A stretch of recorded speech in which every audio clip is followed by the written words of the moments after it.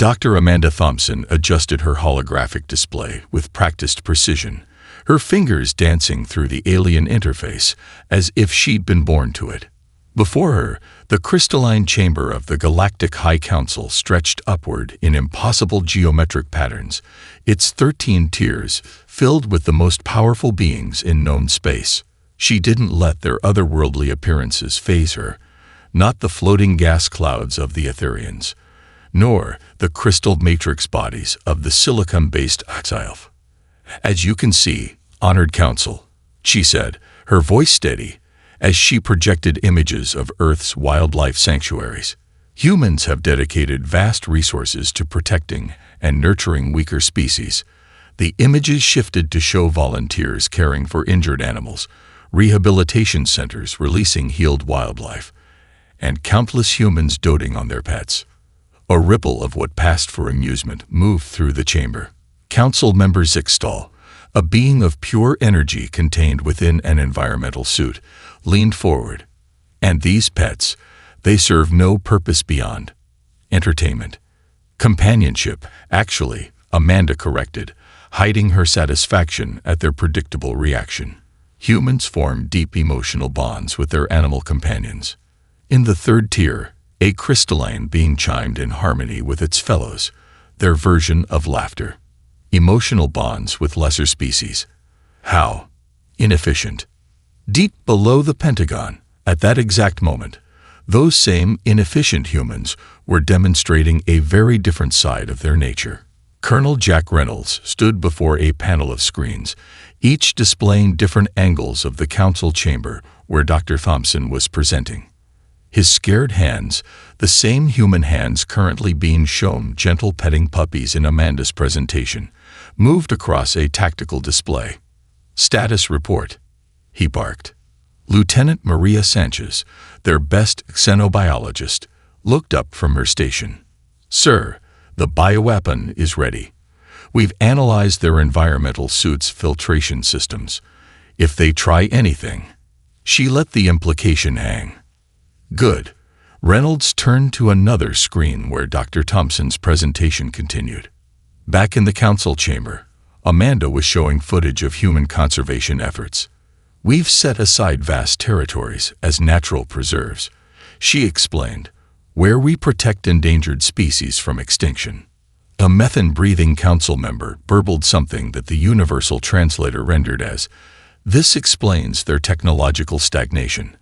They waste resources on preserving the obsolete." Amanda kept her expression neutral, but her heart raced with the thrill of their misconception. Every bit of data she presented had been carefully selected by Earth's United Defense Council. The aliens were seeing exactly what humanity wanted them to see, a species so focused on preservation and protection that they couldn't possibly pose a threat. None of them realized that those same preservation instincts had driven humans to perfect the art of killing. Every wildlife study had its military application. Every conservation project doubled as a testing ground for environmental weapons. The very scientists who tracked animal migration patterns were also mapping alien fleet movements. In conclusion, Amanda said, beginning her final slide, "Earth's evaluation as a Class 3 non-threat world is well justified. Our species poses no strategic concern to the Council's interests." The chamber filled with sounds of agreement. The High Council's leader, an ancient being of pure thought, transmitted its approval. "Your assessment is noted, Dr. Thompson. Earth's classification will remain unchanged. You may continue your research without restriction." As Amanda bowed and prepared to leave, her communication implant tingled with an encrypted message from Reynolds. "Phase 1 complete. They bought it. Proceed with Phase 2. She kept her face carefully neutral as she left the chamber, but inside, she smiled. The Council had just given humanity everything they wanted. Complete access, minimal oversight, and most importantly, the element of surprise. They would never see humanity coming. And by the time they realized their mistake, it would be far too late. Major James Walker watched the alien ships materialize above New York's skyline, with the kind of calm that only came from knowing you had already won. Around him, Times Square erupted into chaos, not from fear, but from excitement. Tourists raised their phones, social media influencers started live streams, and street vendors already had "I survived first contact" t-shirts ready to sell. "Sir," his earpiece crackled with Lieutenant Sarah Cooper's voice, "all systems are tracking. We have 97% coverage on their shields." Walker took a sip from his coffee cup, the specially designed sensor inside it mapping the alien vessel's energy signatures. "Keep it casual, Lieutenant. Let them think they have the upper hand." Above, Commander Vix's flagship cast an impressive shadow over Manhattan. The alien commander had chosen this location for maximum psychological impact, expecting mass panic and immediate submission. Instead, he watched in confusion as humans posted selfies with his ship in the background. "These creatures are incomprehensible," Vix muttered to his second-in-command. "Where is their fear?" Inside the Joint Special Operations Command Center, Colonel Rebecca Martinez monitored the alien communications they were already decrypting. "They're actually confused by our reaction," she reported to the Joint Chiefs. "Their psychological warfare models didn't account for memes." General Thomas Harrison chuckled. "Psychological warfare. They haven't seen anything yet. Status on the new defense grid. Online and undetected, sir. They still think our most advanced weapon is the railgun platform in Nevada." Back in Times Square, Walker coordinated with street-level assets while maintaining his tourist facade. Every hot dog vendor, every tour guide, every apparent civilian with a camera, all were part of Earth's most advanced intelligence network. The aliens had no idea that their every move was being recorded, analyzed, and countered before they even made it. Commander Vix finally lost patience with the bizarre human response. His ship descended to hover directly over Times Square, its weapon systems charging in an impressive display. The message was clear: "Bow before our superior technology." Walker yawned theatrically. Major Cooper's voice had a hint of amusement. "They're charging their main guns. Should we show them ours?"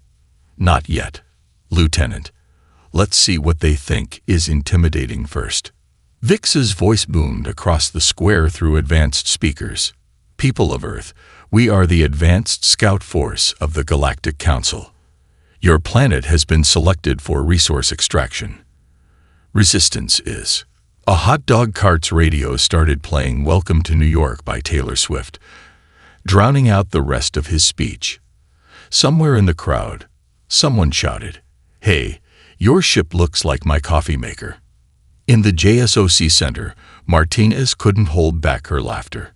"Sir, their combat AI is having a meltdown trying to analyze our response. It keeps flagging our behavior as erratic and potentially suicidal." "Good," Harrison replied. "How long until they notice the subtle stuff?" "At their current rate of analysis, never. They're so focused on the obvious reactions that they're missing everything else. They haven't even detected the nanobots we've already attached to their hull." Walker finished his coffee, the sensor inside having completed its scan. Around him, what looked like an impromptu street party was actually a perfect military formation. Every dancing civilian was a special forces operator. Every tourist camera was a targeting system. Even the pigeons were carrying advanced surveillance equipment. "Command," he said quietly, "the show's about to begin. Permission to give them a little demonstration." Harrison's voice came back clear and amused. "Granted, Major. Let's show them why you don't judge a species by its memes." Above, Commander Vix was about to learn that when it came to humans, the real weapons were never the ones you could see. Ambassador Michael Reynolds smiled warmly as he poured tea for the alien delegation in the State Department's formal reception room. His hands, steady and practiced, didn't betray the fact that he'd spent 20 years as a Navy SEAL before joining the diplomatic corps. The fine china teacups were actually advanced scanning devices, and the tea itself contained nanoprobes designed to map alien biology. As I was saying, he continued his story, the Treaty of Versailles taught us much about the importance of fair peace terms. The aliens nodded, their translators converting his words, while Lieutenant Colonel Jennifer Martinez, playing the role of his attaché, took notes on her tablet. What the aliens couldn't see was that Martinez's tablet was linked to the Pentagon's most advanced AI system. Every gesture, every micro-expression, every subtle shift in the aliens' body language was being analyzed and added to Earth's combat database. Commander Vix, still smarting from the Times Square incident, tried to regain control of the narrative. Your diplomatic protocols are impressive for such a young species. However, the matter of the quantum crystalline deposits is non-negotiable. Reynolds took a sip of his tea. Ah, yes, the crystals. Fascinating structures, aren't they? Did you know we have similar formations in our peace gardens? Lieutenant Colonel, would you show them the images? Martinez stepped forward, her tablet displaying photos of crystal formations. As the aliens leaned in to look, hidden sensors in her uniform collected data on their visual processing capabilities. These were grown using traditional Japanese techniques, she explained, each word carefully chosen to reinforce their peaceful image. In the monitoring room next door, Dr. Kevin Anderson watched the aliens' biological readings with growing excitement. "Sir," he radioed to General Harrison, "the nanoprobes are confirming our theory. Their neural pathways are vulnerable to sonic disruption." Harrison's voice came back encrypted. "Good work. Keep building the profile. And make sure Reynolds keeps them focused on our peaceful nature." Back in the reception room, Reynolds was sharing another carefully selected historical anecdote. The Geneva Convention was a turning point for human diplomacy, he said, watching as the aliens recorded every word. They thought they were learning about human weakness. Instead, every treaty he mentioned was a masterclass in how humans had systematically codified the rules of war. Martinez's tablet quietly pinged. The scan was complete. They now had a full map of the aliens' defensive systems, biological vulnerabilities, and psychological pressure points, all hidden behind a discussion of peace treaties and garden designs. "Fascinating," said the alien cultural attaché, a being made of shifting mercury-like liquid. "Your species places great emphasis on preventing conflict." "Oh yes," Reynolds agreed, his smile never wavering. "We've learned so much from our past mistakes." He didn't mention that each of those mistakes had made humanity more lethal, more efficient at warfare. Every peace treaty they discussed had been born from a war that had pushed human combat evolution further. As the meeting drew to a close, Martinez made a show of collecting the teacups. Each one had gathered enough data to write a complete tactical analysis of their guest's species. "We look forward to further discussions," Reynolds said, shaking hands with each alien. The nanoprobes in his palm collected their final samples. Commander Vix nodded, still confident in his species' superiority. "Yes, further discussion. Though remember, Ambassador, the Council's decision about the crystals is final." "Of course," Reynolds replied. "We understand completely." Later, in the secure briefing room, Martinez displayed their findings. "They never suspected a thing, sir. We now have everything we need to bypass their defenses." Reynolds looked at the data scrolling across the screens. "You know what the funny thing is? Every treaty I mentioned today was real. Every peace initiative was genuine.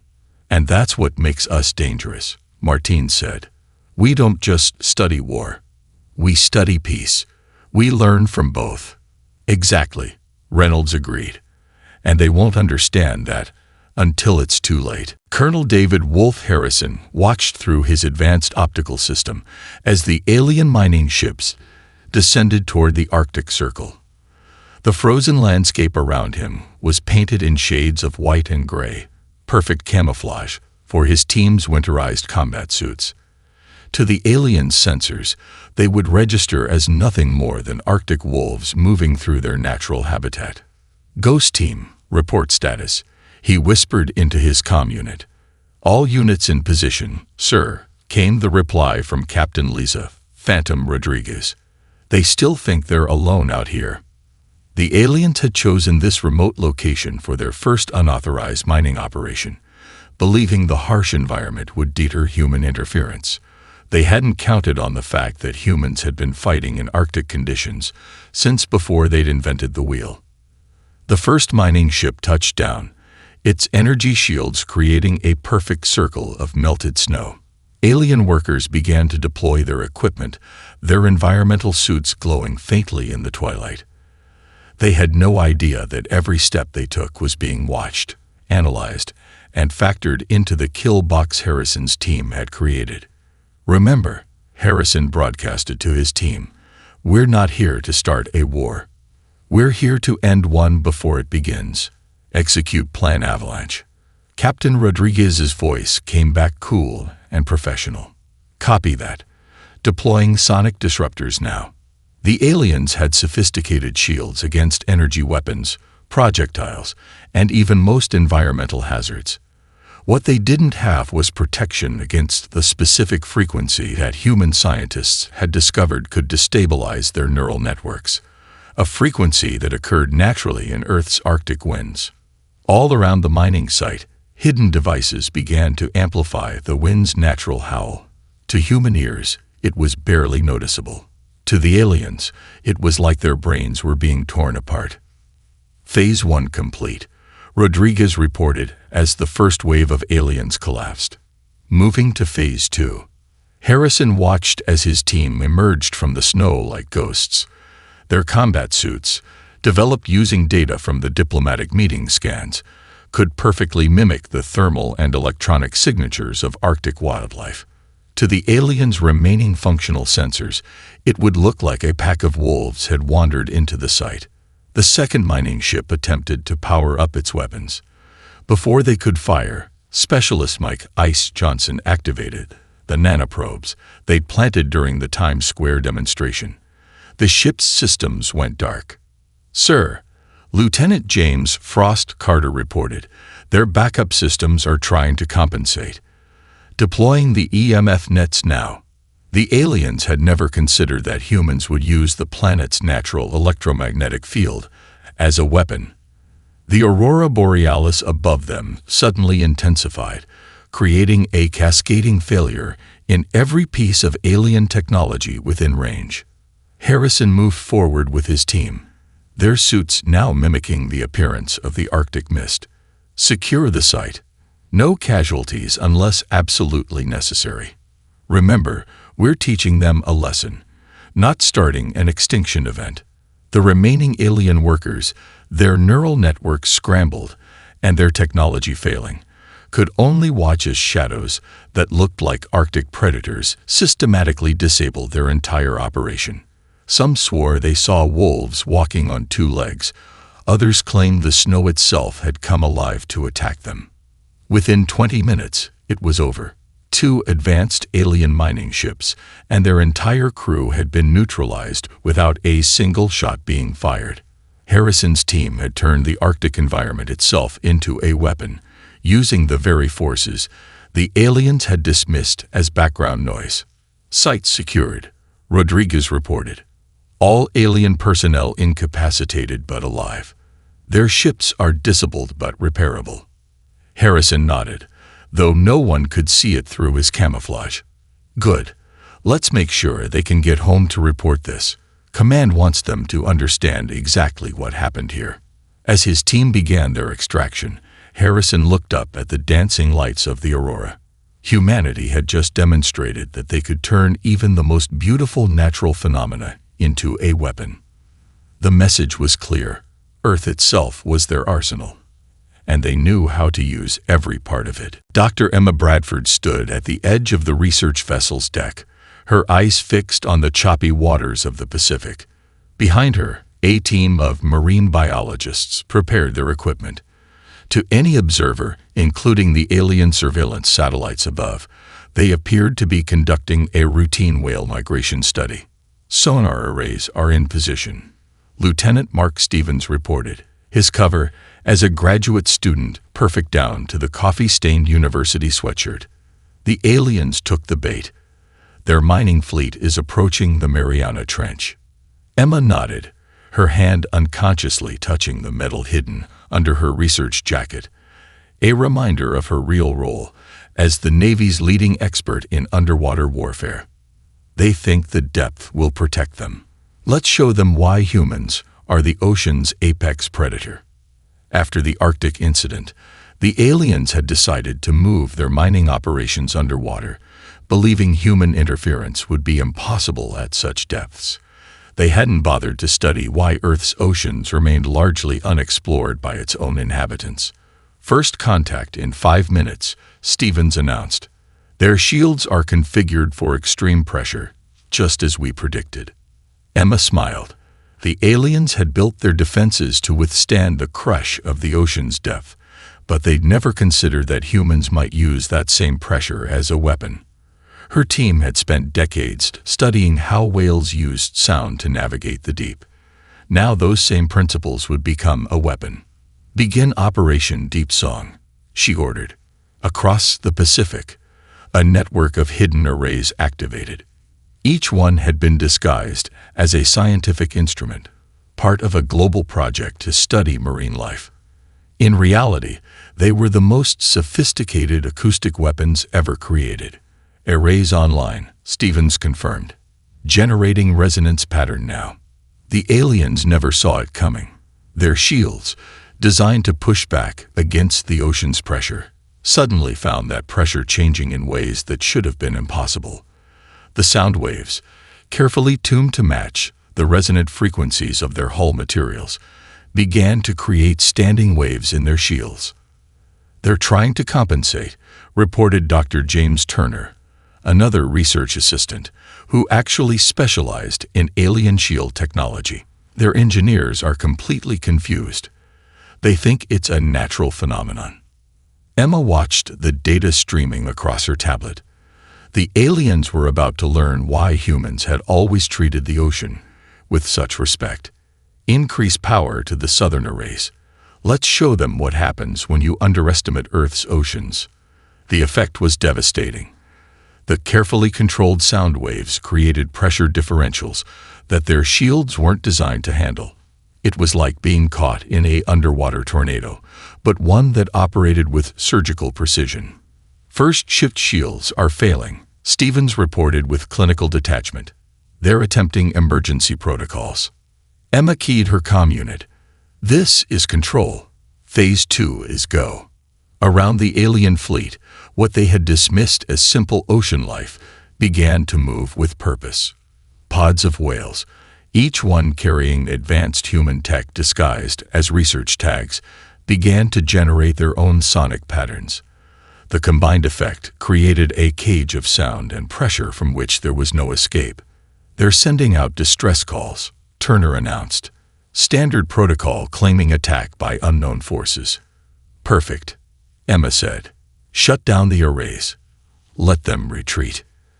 As the alien ships fled toward the surface, their hulls stressed and their crews shaken, Emma's team began packing up their research equipment. To anyone watching, it would appear they had simply been recording whale songs all day. Mission accomplished, Stevens said, powering down the last array. Think they got the message.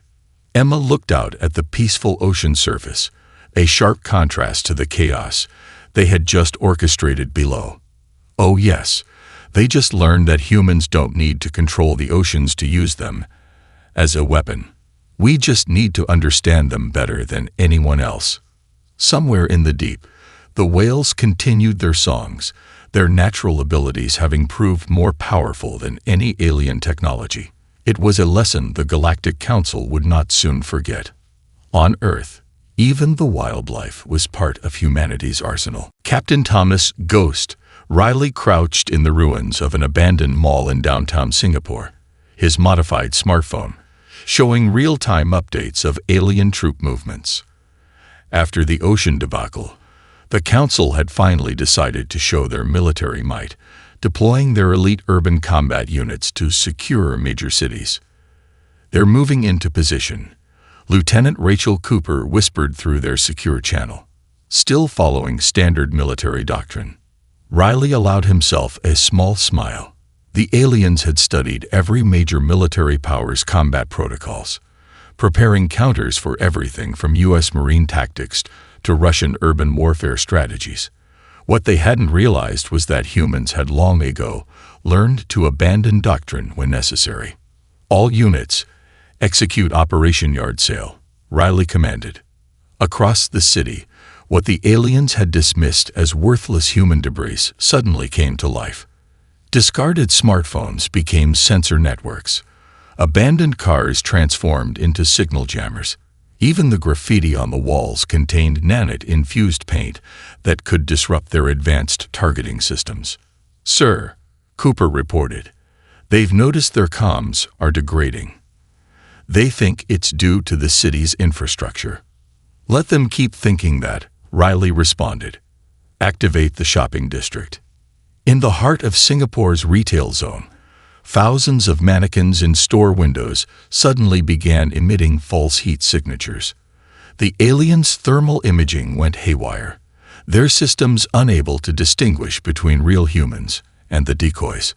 Commander Vix, now personally leading the operation, ordered his troops to switch to visual confirmation only. "These primitives cannot hide forever," he declared over their command channel, not realizing humans had cracked their encryption days ago. "That's our cue," Riley said. "Ghost Team, show them why we got our name." Throughout the city, human operators in adaptive camouflage suits began to move. Their technology wasn't more advanced than the aliens. It was simply used more creatively. Every surface became a potential hide site, every shadow a possible ambush point. "First squad reporting success," Cooper's voice came through. "Their heavy weapons have been neutralized. They never saw our people coming." The aliens had expected a straight fight, troops against troops. Instead, they found their equipment failing in bizarre ways. Their energy weapons would fire but miss inexplicably, their targeting systems showing phantom targets that disappeared and reappeared at random. "They're falling back to their secondary position," Riley observed. "Time for the final. Release the drones." Thousands of small objects took to the air, common consumer drones modified with military tech. Each one was practically worthless on its own, but together they formed a network that could overwhelm even the most advanced alien defense systems. "Sir," Cooper called out, "they're trying to deploy their anti-air defenses." "Perfect," Riley responded. "That's exactly what we wanted." The moment the aliens activated their defense grid, every electronic advertisement billboard in the city changed frequency. The combined effect created an electromagnetic pulse that their shields weren't configured to handle. It wasn't powerful enough to destroy their equipment, just enough to prove it could be done. "All units, stand down," Riley ordered as the alien forces began a full retreat. "Let them go. They've learned today's lesson." Cooper joined him on the rooftop, watching the alien ships flee. "What do you think they learned, sir?" Riley looked out over the city that had just become a weapon. "They learned that humans don't need high-tech weapons to win. We just need whatever's around us and the creativity to use it." In the distance, Singapore's hotels and shopping centers returned to their normal operations, the city's transformation into a battlefield reversing as quickly as it had begun. To any observer, it would look like nothing had happened. But the aliens knew different. They had just discovered that on Earth, every city was a fortress, every piece of trash a potential weapon, and every human a potential warrior. They had come expecting to fight an army. Instead, they had found that the entire planet was the army. General Sarah Blackwood stood before the emergency session of the Galactic Council, her dress uniform pristine, her combat medals deliberately left at home. The crystalline chamber, once a place of alien superiority, now held a palpable tension. The recent defeats had forced this meeting, but what she was about to show them would change their understanding of humanity forever. Honored council members, she began, her voice steady. You requested an explanation of human military capability. I'm here to provide that. But first, a question. Do you know why humans smile? The council members shifted uncomfortably. Commander Vix, now bearing visible scars from the Singapore incident, leaned forward. What relevance does this cultural quirk have to military matters? Everything, Blackwood replied, activating her holographic display. Humans smile for many reasons, but originally it was a show of teeth, a predator's warning. The display showed ancient human cave paintings, each depicting hunting scenes. While other species evolved to either fight or cooperate, humans did both. We are pack hunters who never lost their individual combat skills. Every human technology, every innovation, comes from this dual nature. She swiped to the next image. Modern military training. You saw our Arctic teams move like wolves. That wasn't technology. It was instinct, refined by training. We don't just study tactics. We embrace the predator within us. The Xylth representative chimed in, their crystalline form vibrating with concern. But your species shows mercy, protects the weak. Exactly, Blackwood nodded. And that makes us more dangerous, not less. We choose when to kill. We can turn our predatory nature on and off. No other species in the galaxy can do that. The next series of images showed human history, ancient battles, modern wars, space exploration. Every time you think you understand us, you look at the wrong things. You see our cities and think we've forgotten how to fight. You see our pets and think we've gone soft. She paused, letting the next image fill the chamber, a human child playing chess. But what you should see is this, a species that turns everything into strategy. That child isn't just playing. They're learning to think 10 moves ahead, to predict their opponent, to win. The council chamber had gone completely silent. Even the energy beings had stopped their usual shimmer. In the Arctic, you learned we can fight like animals, Blackwood continued. In the ocean, you learned we can turn nature itself against you. In Singapore, you learned we can transform our own technology into weapons. But here's what you haven't learned yet. We're still holding back. She brought up the final display. A global map showing human military assets. But this one was different. It showed everything. The hidden bunkers, the orbital platforms, the undersea bases, the true extent of human military preparation. This is why we smile during negotiations, Blackwood said softly. This is why we can discuss peace while preparing for war. We are the only species that has made violence into an art form while simultaneously working to prevent it. A High Council leader's voice echoed through the chamber. You had all of this hidden. No, Blackwood corrected them. We had it in plain sight. Every peace treaty we showed you was a lesson in war. Every nature preserve was a training ground. Every civilian technology had a military application. We didn't hide our capabilities. You just didn't want to see them. She switched off the display, the chamber darkening slightly. You called this meeting to understand human military potential. But what you should be asking is, why do the galaxy's most efficient killers spend so much time and energy preventing wars? As she left the chamber, Blackwood allowed herself a small smile, showing just a hint of teeth. The council had finally begun to understand. Humanity's greatest weapon wasn't their technology or their tactics. It was their ability to choose when not to use them. Dr. William Hunter stood in his laboratory at the Galactic Council's Science Center, surrounded by the most advanced alien analysis equipment in the known universe. Before him, The complete council waited with unprecedented patience as he adjusted the final settings on his presentation. They had demanded answers about his species, and now he would give them more than they had bargained for. "What I'm about to show you," he began, his voice carrying the weight of scientific authority, "is why humans are the most dangerous species you've ever encountered. Not because of our technology, but because of what we are." The main display activated, showing a DNA helix that slowly rotated in the air. "This is human DNA.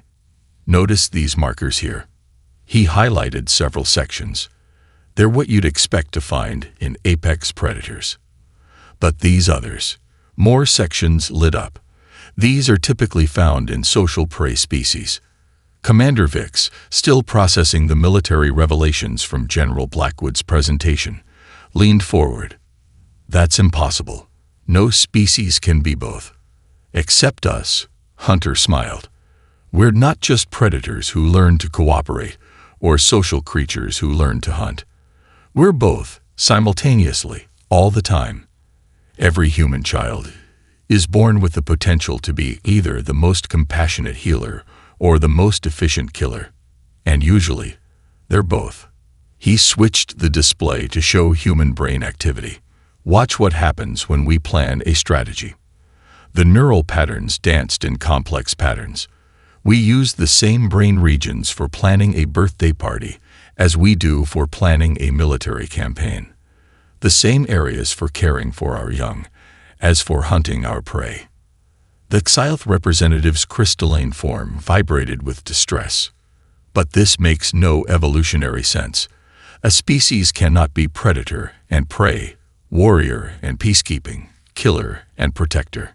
That's exactly why we're so dangerous," Hunter explained, bringing up new images. "Every other species in the galaxy evolved to fill a specific niche. You're either predator or prey, either aggressive or defensive. But humans, we never specialized. We kept every option open." The display showed a series of human activities: a surgeon performing a delicate operation, a soldier in combat, a mother caring for her child, a hunter tracking prey.